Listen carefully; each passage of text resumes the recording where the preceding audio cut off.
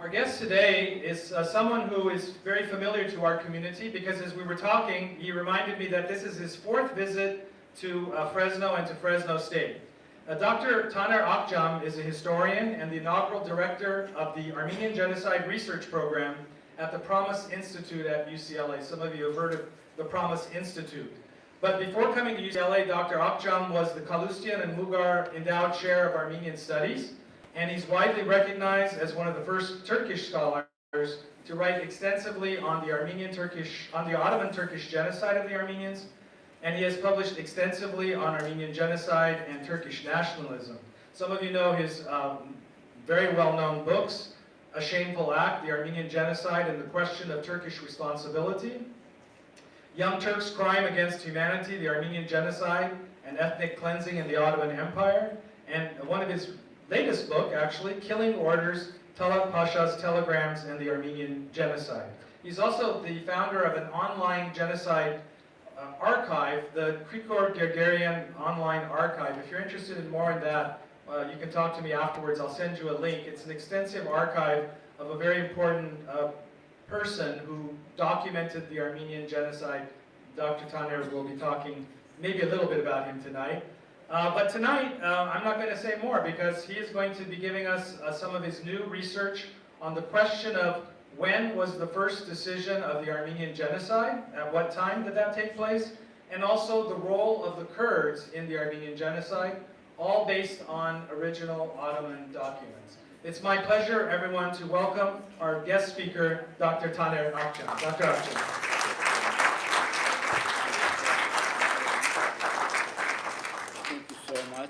Thank you so much, and welcome to everybody. And it's really a great pleasure for me to be here. This is my fourth time in Fresno. Can we take this light? Yeah, it's either going to go too dark or so you decide. So yeah, I mean, maybe they might not see the PowerPoints in a better way, so this is the only concern I have. Ah, yeah. It is better now. Okay. So thank you, Barlo, for this great introduction. I have a lot of things to say this evening. It's too long, and I might stop somewhere, okay? Because when I started making the PowerPoint, I noticed that how ambitious I was. And this evening, I have three major issues to discuss with you and to introduce some new materials from Ottoman archive, and the issues that you are going to hear are indeed new, okay? This is very important. And the first two questions that I'm going to deal with revolves around one central question. Did the Committee of Union and Progress take a conscious and specific decision or a series of decisions to eradicate the Armenian population of the Ottoman Empire? And if so, when was it taken? And what was the role of local governors in this decision-making process? We know there were actually a series, so these are my three questions. We know that there was actually a series of decisions, but what was the time frame over which they were taken? And the other important element that you are going to hear first time, that the local governments were not only receiver of central decisions, just the opposite. They contributed this decision-making process in a very strong way. So I will show you one of the main arguments that the Armenian genocide was not a top-down process. This is maybe very new for you, that the radicalization started on the peripheries and went to center, and from center way back and then to provinces. I'm going to show you how with the documents, I mean with the original Ottoman documents, how this mechanism actually worked. And the third important question that I'm going to deal this evening, whether the various forms of violence that manifested themselves over the course of the genocide can be explained only as a result of central government's decision. So the violence, whether the violence that we experienced on the provinces was a product of top-down decision-making process, or there were other forms of violences that were totally outside of the government's control. This is namely related to the question of Kurds, and whether Kurds played as an independent agency in those areas. And I will show you some Ottoman documents and try that aspect with you too, also. So this is the three main questions, and my three main arguments. The final decision was taken by Central Committee of the Union and Progress around 3rd March 1915, before 3rd March. I mean, I will give you definite dates first time, okay? When the final decision was taken to exterminate Armenian population in Anatolia. But here is the new discovery. Actually, the first decision to exterminate Armenians was taken not in Istanbul, it was taken in Erzurum by another central committee, the Central Committee of Teşkilat-ı Mahsusa, and this extermination order was related to the provinces of Bitlis and Van. And province of Bitlis at that period covers really today's series of other provinces that we know from Anatolia. So almost half part of the Western Armenia, the decision to exterminate Armenians was taken December 1st, 1914. And this is the important discovery. And the exact wording in that telegram that I'm going to show you, it says, those suspected of being potential leaders of the revolt or liable to carry out attacks against Muslims should be arrested and eliminated. This is the official formulation of the order to exterminate Armenian man population. This is very important. It is exact the same wording that the Germans used 1941 July with the Barbarossa offensive. That the Germans' decision, first decision to exterminate Jews, was formulated in the form to exterminate the male population beyond the front lines who could be a problem for the German offensive. And they sent the special units, and these special unit, SS units, instead of killing only man population like here, they started to exterminate the entire population in the areas. And it exactly the same process we experienced 1914 December. So this is the argument then, the radicalization of policy vis-a-vis the Armenian population was first experienced in the periphery and only later adopted and expanded by Istanbul. So this is a really total new view, I assume, to understand the genocidal process. And again, the third argument that I hope I will find time, okay, to discuss all these. The third important central argument that I have, there was a bottom-up violence in the areas. There were certain Kurdish tribes operated outside of government's control, and there were even skirmishes, fight between government forces and Kurdish tribes related to attack of the Kurdish, the Armenian villages, and especially the Assyrian also in that area. So a very fascinating process, complicated process, and I will try to shed a light into this complicated process. This is what I'm going to do. So the first topic, when was the final decision was taken related to Armenian genocide? You know, in our field, there had been a debate which I call Dadrian-Ronsuni Blaksam controversy. This is my description.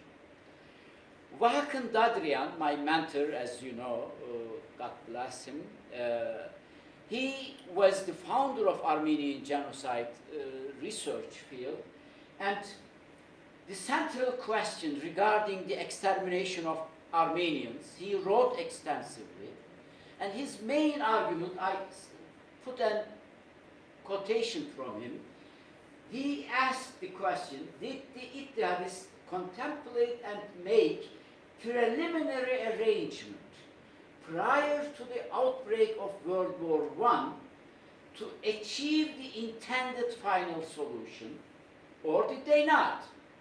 This is his question, and his answer, this question has been answered in the affirmative in several published work of mine.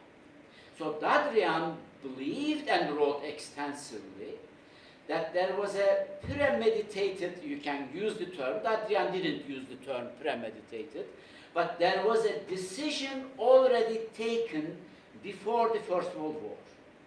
And for Dadrian, First World War was only a cover-up, and it offered the opportunity to implement a plan or a decision which was taken before First World War.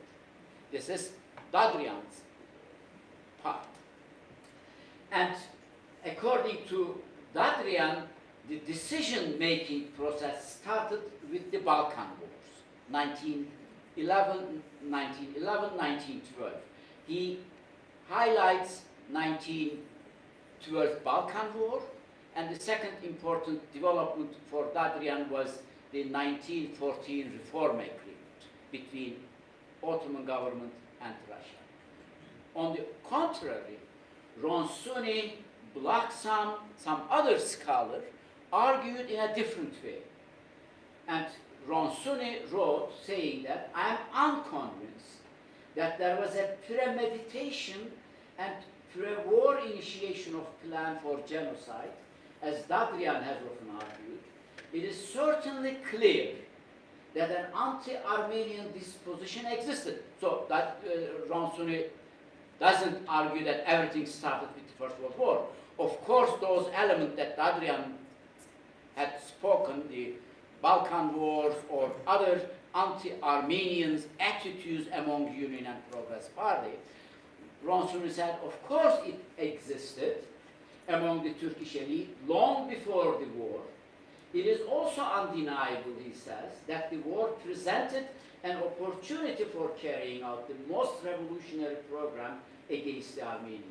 But this, I submit, is not the same as a premeditated, long-laid plan to exterminate the Armenians. So according to Ronsuni, the decision was really way late during the war. So the role of war more important than as Dadrian underlined. War was not only a cover-up, but it was part of the decision-making process. It didn't only give the opportunity, but it affected the decision also. This was Dadrian's position. And this is Blaksam position. There was no prior blueprint for genocide, rather than it emerged from a series of more limited regional measures in a process of cumulative policy radicalization. So thus it is only in the early summer of 1915, Blaksam argued, that we can speak of crystallized policy of empire-wide killing and so on. My point is, regarding this debate, in the entire discussion or debate, if you read the materials, you would notice that the discussion was more speculative because we didn't have enough evidence in our hand. And we tried to rationally argue and to contemplate what it could be. And we tried to read the mindset of Union and Progress Party members. And this was a speculative debate. And my contribution to that debate now is the new materials that I discovered. Here, maybe let me go through, according to Dadrian and myself, the final decision, the extermination decision, was taken sometimes towards end of March. This was the original idea I published in my dissertation under the mentorship of Hakan Dadrian. I used to debate this topic with him very often. And we believed that the decision was taken by Central Committee in Istanbul sometimes towards end of March and early April. Then some orders went to the provinces. Our basic belief, based on certain facts, I make the list, I'm not going to over it here, but one important issue was Bahattin Shakir. You will hear his name a lot. He was in Erzurum. He traveled to Erzurum already in August 1914, and we know he came back to Istanbul towards mid of March 1915 and left for Erzurum from Istanbul sometimes around beginning of April. We could track his travel based on some documents. So we thought this decision was taken sometimes end of March, beginning of April maybe, based on Bahattin Shakir's travel plans and some other related facts that we use. The Arif Cemil, this is the guy who wrote extensively in his memoir Bahattin Shakir's visit to Istanbul, and we also know from the military tribunal's court record that there was a change in the structure of Teşkilat-ı Mahsusa. The guys gave testimonies in court saying that towards end of March, Teşkilat-ı Mahsusa was not anymore under the control of Defense Ministry, but it was directly under the control of party, and we interpreted this, okay, they changed the task of Teşkilat-ı Mahsusa towards a final decision, and so on. Because of all these factors together, we said the decision should be made sometimes around end of March. So I'm telling you, we should revise this theory, and we should really look into it in a different way. Why? This is a letter written by Bahattin Shakir. The letter's date is March 3rd, 1915. And this is a very well-known letter. It was published already 1921 by Aram Andonian in the book Metzger, Great Crime, the Armenian book, published 1921. Bahattin Shakir published two letters, or Andonian published two letters belong to Bahattin Shakir. And this is the second letter from the book. Ottoman original material, facsimile, published by Andonian 1921. And the date is 3rd of March, the first one, and the other is April 7, 1915. In the first letter, March 3rd, 1915, it says, the committee has decided to eradicate or annihilate all of Armenians living within Turkey and to allow not a single one to remain, and has given the government broad authority in this regard on the question of how this killing and massacring will be carried out. The central government will give the necessary instructions to the provincial governors and army commanders. And April 7th, in the second letter, it says, the committee has decided now to annihilate and fundamentally execrate the various forces within which it has contended for years, henceforth taking efforts to pursue the path, and will unfortunately be forced to take brutal measures in this regard. Committee sees no other way to maintain the country's existence. So there was a decision, it says, and the letter written March 3rd to a guy in Adana. These are very important detailed information for you. The guy's name is Cemal, and he was the Katibi Mesul. I hope you know all these terms. Party secretary. As you know, in Armenian Genocide, party secretaries played central role. And party secretaries were instructed about the extermination decision, and they organized in their region, they carried out actually the planning. So the Celal, party secretary of Adana, received these letters sent March 3rd, 1915. So it is possible that Bahattin Shakir wrote this letter a couple days later, after the decision. So the big question is, this is another additional information for you. When Andonion published these letters in his book, he didn't mention that it was Bahattin Shakir's letter.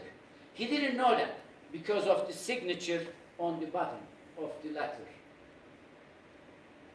This is, I hope I can use, yeah, this is the signature of Bahattin Shakir, and of course, Andonion could not know that this is a signature of Bahattin Shakir. And this is taken from Krikor Gergerian archive that I discovered. This is a letter written by Andonion to a genocide survivor in Geneva, and to a genocide survivor's lady. And Andonion writes in that letter in 1937, at the time my book was published, I did not know that these letters were from Bahattin Shakir Bey. The issue was revealed to me in 1921 in Berlin. What was doing Andonion in Berlin? It was Tehlerian process. He took some of the original document from his book that he published in 1921 and went to Tehlerian court case and presented these documents, some of them, not the Bahattin Shakir's letter, to court. They were not accepted by court because of several other reasons. We don't go into detail. When Andonion was in Berlin, he read some Armenian newspapers. The Armenian guys gave him some newspaper clips. In one of the newspapers, Andonion read that the letter that he published belonged to Bahattin Shakir. He immediately wrote the newspaper guy in Istanbul. This was an Armenian newspaper in Istanbul. And they answered him back saying that this is Beha, the nickname of Bahattin Shakir, and you can find these in daily newspapers in Istanbul. This is how we know that. So they discovered that this signature belonged to Bahattin Shakir. And now the question is the following. Bahattin Dadrian knew that letter, and during my dissertation process, we didn't use this letter as authentic. We were suspicious. As you know, Andonion's book and documentation was not a trusted source until 2018, until I discovered the originality of Talat Pasha's telegrams. And we were very suspicious about these letter also, we were not sure whether this is an original letter and signed by Bahattin Shakir. This was number one, the problem. Number two, letter was sent to Adana. And this letter was given to Andonian in Aleppo. How it is possible? Cemal was a party secretary in Adana, and Naim Andonian took this letter from Naim Bey, an Ottoman bureaucrat in Aleppo. And Turkish denialists wrote already, this is a fake. How can an Ottoman bureaucrat hand over a letter which is sent to Adana in Aleppo to Andonian?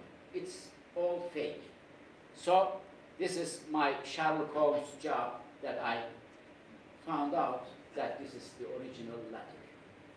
Number one, I discovered in Ottoman archive that indeed Cemal was appointed to Aleppo as party secretary. After he received this letter in Adana, he went to Aleppo to organize the entire atrocities in the Aleppo area. This is an Ottoman document from 1919, and the central government asked about the arrest of Aleppo party secretary Cemal Bey. So this is a clear case that the Ottoman government tried to arrest the secretary of the Union and Progress Party in Aleppo. This is the document, and it shows that Naim Bey and Andonian were telling us the truth, that indeed Cemal was the party secretary in Aleppo. This is the number one proof that we saw. The denialist argument was wrong. And the second important discovery that I made, Shakir's signature is authentic. Indeed, the journalist in Istanbul rightly mentioned that the signature was Baha, the Bahattin Shakir's letter, and it was used in the newspaper Şurra-i Ümmet, where Bahattin Shakir wrote regular columns. And he put his signature under these columns that he wrote. And second important thing is a book published in Turkey in 2010, I think. I forgot to put the date now. In 2017, I'm sorry, it's on the slide. In 2017, a scholar in Ankara contributed to scholarship amazing. He published the Notebook of Union and Progress Party, which is available even today in a library in Istanbul. I couldn't see that notebook at that time, and the person, the Kudret Emiroğlu, a friend of us from Ankara, he transliterated entire party book, notebook, and you know what it is? This is the letters that the party secretary Bahattin Shakir wrote to the provinces. More than 100 letters, and the scholars did not only transliterate the entire materials into modern Turkish, what they did, they also scanned this notebook and put as a CD at the end of the book. So if you have the CD, you have the original 100 letters that carries Bahattin Shakir's signatures. So we had, at least based on these three different evidence, I could show that the Bahattin Shakir's letters are, signature is original. This is the signatures in letter, so I show you each of them. And this is the signature in Şurayı Ümmet, the newspaper that he used. And these are next to each other, letter left on the Şurayı Ümmet and right in the letter. And we have to also keep in mind that this is a, how do you call it, they developed a stamp for this signature. So the other was hand signature, and this is the reason, the difference between, and I will show you other letter. Shakir's original signature from Paris notebook. As you see, several signatures as similar as in the letter. And these are, again, I compare these, as you see, his signature in letter similar with his signature in the notebook. And so these are the letters. And for the signature debate, I have another important information for you. If you look, this is also his signature. This is also his signature. So when he was signing the letters, he used different signatures also. So this should be also kept in mind. It is also important. So this is the, at the end, I could, this is the last point that I will make, that the Shakir's letter. In the letter he says the government would give army commanders and the provincial governors the necessary instructions. And I discovered in Ottoman Empire, Ottoman archive, an instruction from Istanbul saying that please get in touch with Third Army Command in regard to the urgent measures to take in response to Armenian actions. So what Bahattin Shakir was referring in his letter indeed happened, and the government sent an instruction to the regions saying that get in touch with local army commanders to get the instructions. So if the letters are authentic, then it shows us the decision was taken before March 3rd, not as we thought, end of March. And it should be taken sometimes between actually February 16th and March 3rd. Why so precise dates for it? I don't want to go in detail. In old days, as you know, they couldn't communicate with letters easily, because to send a letter from Erzurum to Istanbul would take 2-4 weeks. They used, and they didn't have the email, they used the telegrams as the best way of communication. As we have today the Zoom meetings, they had on telephone, the meetings on the telegram machine. And here is a telegram from Talat Pasha, November 26, 1914, to Governor of Erzurum. And Talat says, please call Shakir from the headquarters to Erzurum in order to communicate directly with the Central Committee. Bahattin Shakir was in the area of Erzurum, and Talat was asking Bahattin Shakir to come to the telegram office in Erzurum and communicate with central government. And they indeed, but this is from November, and in February 16th, Bahattin Shakir arrived Erzurum. I didn't put all these telegrams on the slide. Came to Erzurum, and there were communication between Istanbul and Erzurum to make a final decision. The problem is we don't have the record of these communications, of course. They didn't keep the records. So this is the first part, okay?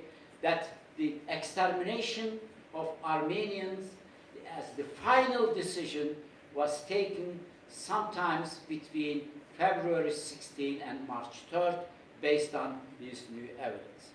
The second important point that I have to tell you this evening, actually the final decision was taken for the entire Ottoman Empire. But before that, there was another decision was taken in Erzurum, December 1st, 1914. And I will show you these documents also. And the problem, why we don't have much documents, it is not only that the Turkish government or denialists take away the original documents. You know, during the communication even, they burned the documents. Somehow, some documents survived. And look here in their communication, the language that they use. Bahattin Shakir already sending telegram to Istanbul saying that I have to come to Istanbul because I have some thoughts and opinions that cannot put down on paper. So I have to come and personally talk to you, he was saying. And in the case of written documents, that this is one of the documents that I'm going to show you, they had to write it down, ciphered form, very top secret and ciphered, but even that form, they say, the copy of the cable was burned here. So we are sending this telegram, but we are burning here the copy on the spot. Please ensure that the Istanbul burn their copy too. And destroy this telegram along with the copy in the telegram office. This is the instruction that was given. Somehow this telegram also survived. So there were several telegrams, I assume, but destroyed. And this is the telegram that I discovered in Ottoman archive. And you may wonder, and we can really discuss in question and answer period why this document survived in the archive. As you see, this is a telegram from Erzurum Central Committee, the term in the telegram, sent to Istanbul, and they made a list of the decision they took, not suggestions. They took this decision and they just informed the Istanbul. They had the authority to take the decision. And then in that, the letter says, those Armenians, both in the city centers of Bitlis and Van, and the surrounding towns and villages, who would attack Muslims are to be arrested in advance, and in case of attacks on Muslims, those arrested, are all to be deported to Bitlis immediately in order that they be exterminated. So the term exterminated is used in this telegram. Official Ottoman document uses the term extermination. And it says, we took this decision and please be aware about our decision.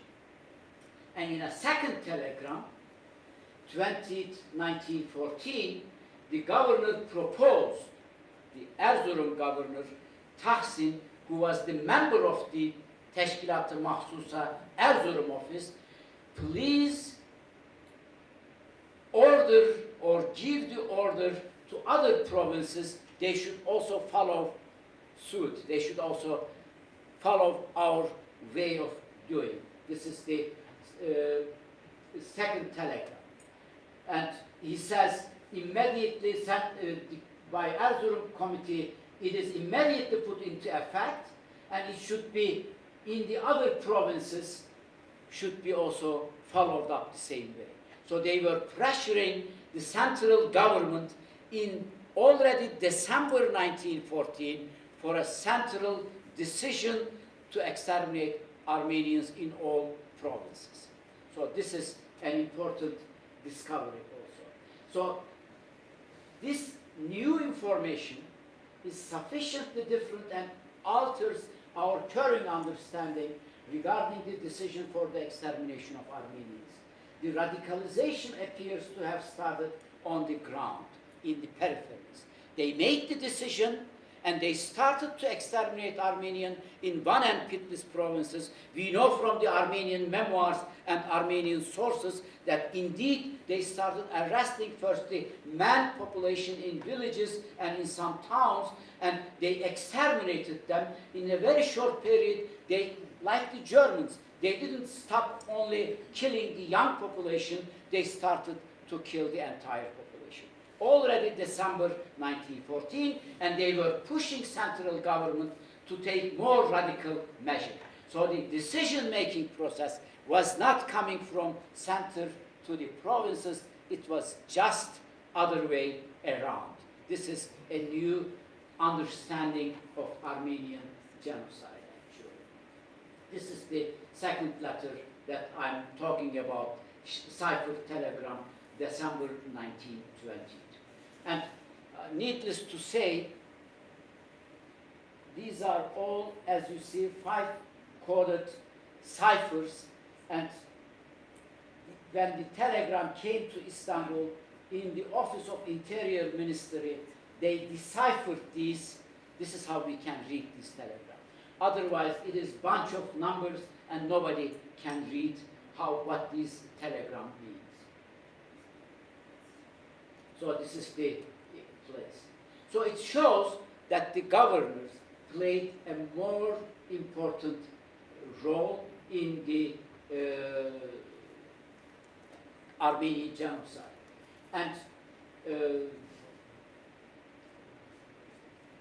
one important discovery we had, that the governors actually communicating with each other and making some decision in the regions. For example, Tahsin informed the central government that we are in communication with the regional governments, with the other governors, and are reaching decisions. So they were making some decision, taking some decision, and informing central government about the decision. And it is important, one of the significant aspects of the governor's report was the rather radical suggestion that they contained regarding what should be done with the Armenians.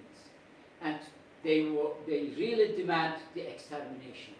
I will give you a couple examples. I've moved very fast, okay? This is, for example, a telegram from Erzurum governor, writes November 17, 1914. Imagine, almost 15 days before the Erzurum Central Committee's decision to exterminate Armenia.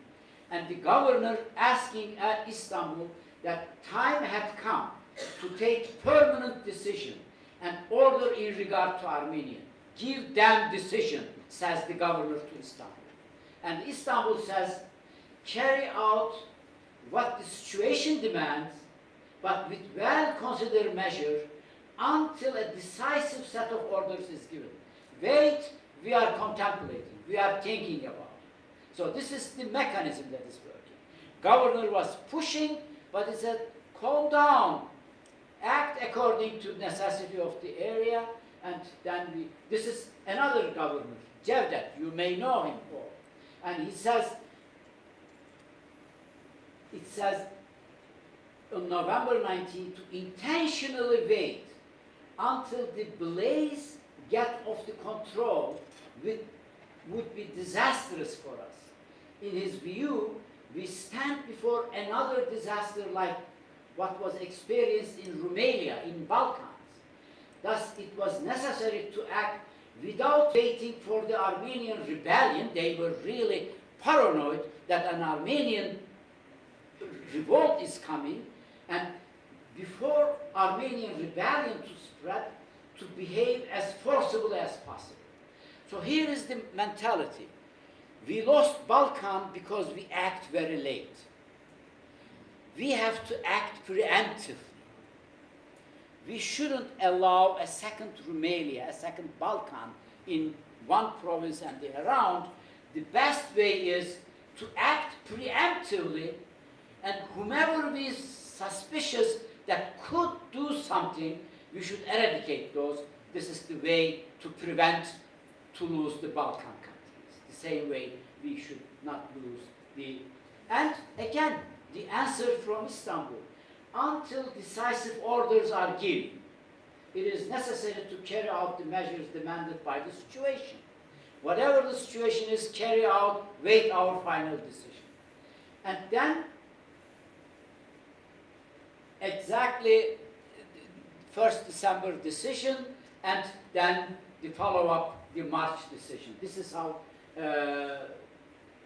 the process developed, and November and December 1914, telegrams shows that the governor of Erzurum, one witness, were demanding a final decision for the Armenians, and government should give them permission.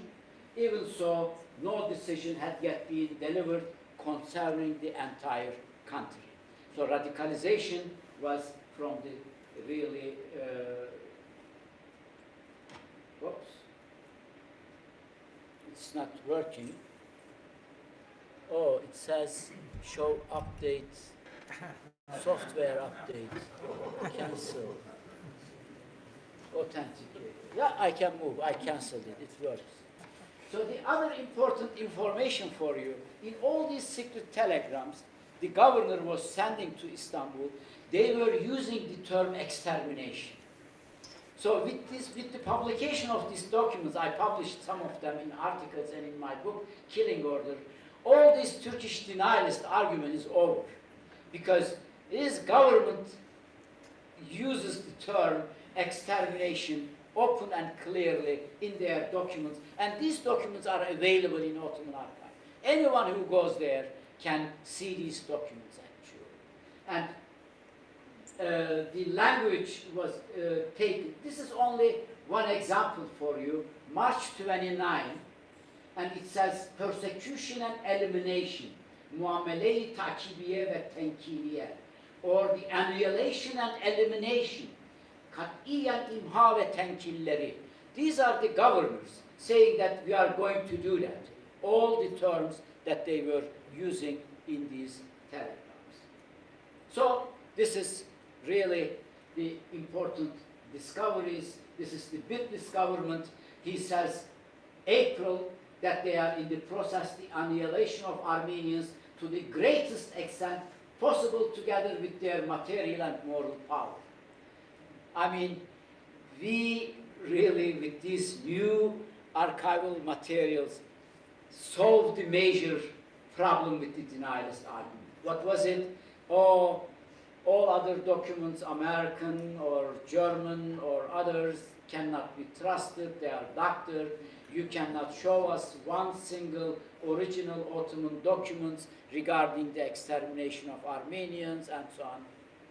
Here we have plenty of documents exist in Ottoman archive today. And these are, this is another letter, implementation of exterminatory measures. It is very clearly written in the government. So my conclusion. So the first determination, this extermination decision was taken by the Central Committee of Erzurum branch of Special Organization on 1st December 1914. And Armenians who were suspected of being potential leaders. So this is amazing. Potential threat. This is the concept they used to exterminate. There was nothing there. There was nothing on the ground. But in their perception, there was a potential threat. They were paranoid. And if you ask me, they took revenge of the Balkans. Because they feared that a similar development could happen in that area. So it was a genocide, Armenian genocide, this is my new argument, was a preventive measure. It, not a response to a development on the ground. This was a preventive measure what they created in their head. They created a possible Armenian revolt, and in order to prevent this possible Armenian revolt, they developed preventive measures to solve that problem at all. And this was the genocide, Armenian genocide. So, and the provincial governors, and the second important argument, the radicalization of policy vis-à-vis the Armenians began first in the affected region and only subsequently made its way to Istanbul. This is my argument. I mean, it started 1st December 1914, in one and witness process, they started implementing the extermination policy. They pressured Istanbul, and the central government finally gave in because they had to calculate several other factors also, and they made the final decision in between February 16 and March 3rd. And this is my argument. And fifth, so the early decision for extermination are significant for the scholarship also, for having been taken in the period before either the British Gallipoli landing or the Ottoman defeat in Sarıkamış. We mostly believe in, if you read the Dadrian and other scholarship, we overly emphasize the role of Sarıkamış defeat and the Gallipoli war, because Turks were losing the war almost.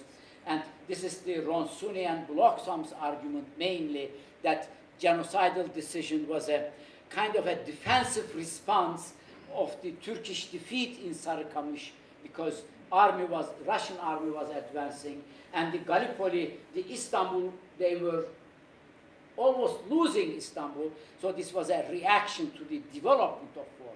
This is the reason Ronsuni, Bloxham, they emphasized so much the war. Well, war was not only a cover-up, but also war created the condition.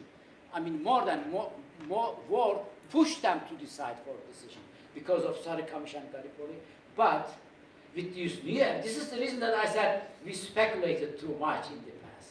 With this new evidence, we can easily say, you know, they already started taking the decision, and there was idea of extermination in November. They were debating openly, and Ankara, Istanbul was saying wait, and the 1st December decision was taken to exterminate Armenians in Van and Erzurum, and then they extend this local decision in March or end of February. And most importantly, radicalization started from the provinces and go to the center. Armenian genocide was not a simple top-down process. It really started in the peripheries, radicalization, and then surrounded Istanbul and came back to the entire, as an extermination, Armenian population. I don't know what time, I think we don't have much time for the Kurds. I have so many other, I mean, this is my third part for the Kurds, but I can come another time to talk about Kurds. So you want to end there? I mean, it is already 8:10, it is up to you. I can show a lot of other new documents, surprising documents for it. Maybe without showing it. Let's show a little bit on the Kurd, because I think... Okay, Yes, Yeah. yes. I show, without showing the documents. Yeah, turn on the other PowerPoint. I tell you the story. Should I talk in the micro or Yes, can I microphone, walk? microphone. Okay, good. This story is following. So you heard or you listened here some telegrams sent by Erzurum Governor Tahsin to exterminate Armenians. Keep in mind, okay? You read and saw some telegrams from Governor of Van on the extermination of Armenians. You read some telegrams from Bitlis Governor Mustafa Abdülhalik Renda, who openly speaks about exterminating, eradicating Armenians in Bitlis area. And he planned and organized, and they implemented this plan. So I will show you some other documents. These are also, again from the same archive, top secret Ottoman documents. I read only, so I jump, okay?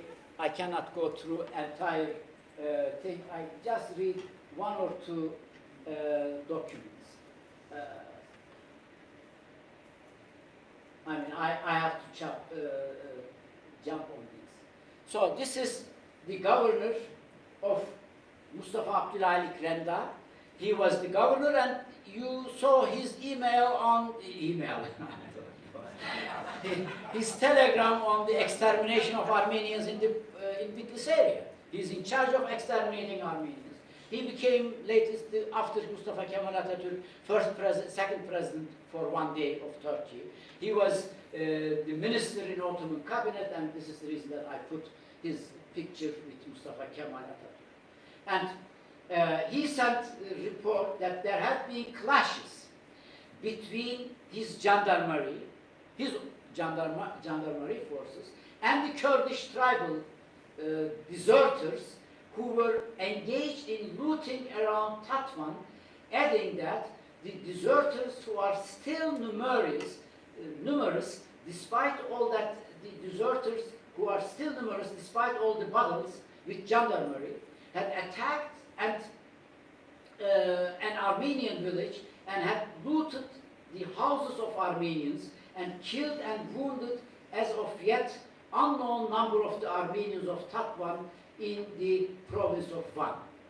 And he also reported that there were around 5,000 Kurdish tribal members attacking the Armenian villages.